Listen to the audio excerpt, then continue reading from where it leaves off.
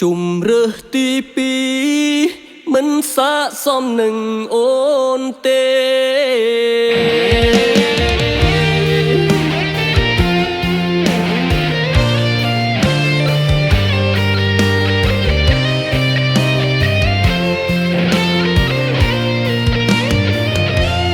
ជួបបងម្ដង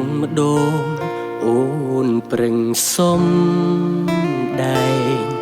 ដូចខ្លួនឯងសុខទុក្ខធម្មតា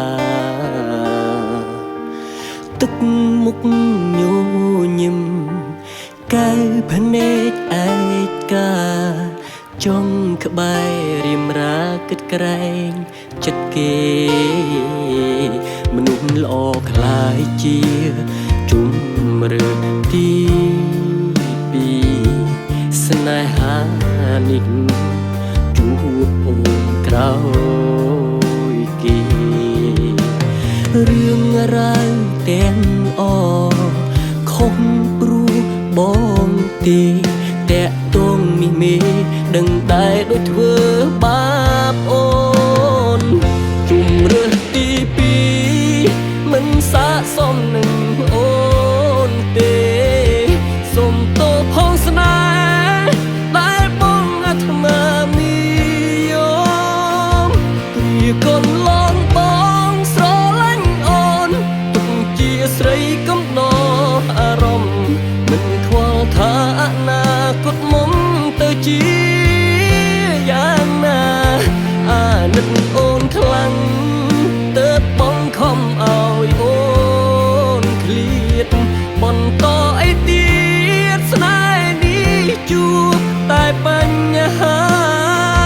បើយើងនឹកគ្នាអាចស្រមៃអូនទៅកុំស្ដាយបងណាទាន់មានឱកាសមានអ្នកត្រូវការជំនួសបង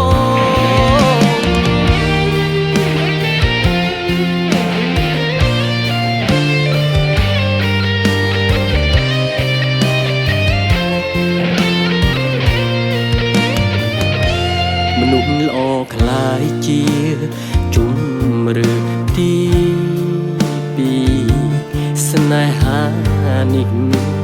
ជួបអូនក្រោយគេរឿងរ៉ាវទាំងអ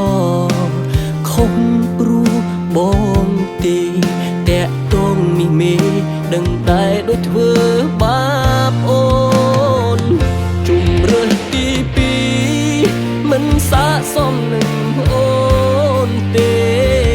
សុំទោសផងស្នេហ៍ដែលបងអាត្មាមីយមគ្រាកូនឡងបងស្រឡាញ់អូនទុកជាស្រីកំណ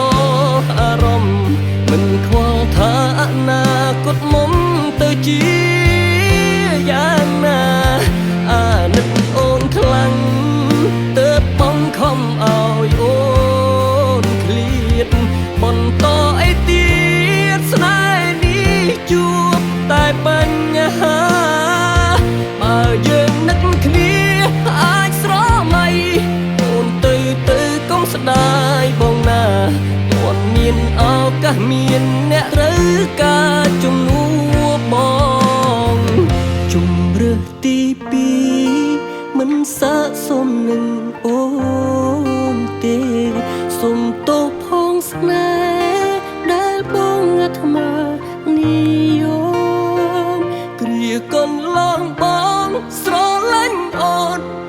ជាស្រីកំដរអារម្មណ៍មិនខ្វល់ថាអនាគតមុំទៅជាយ៉ាងណា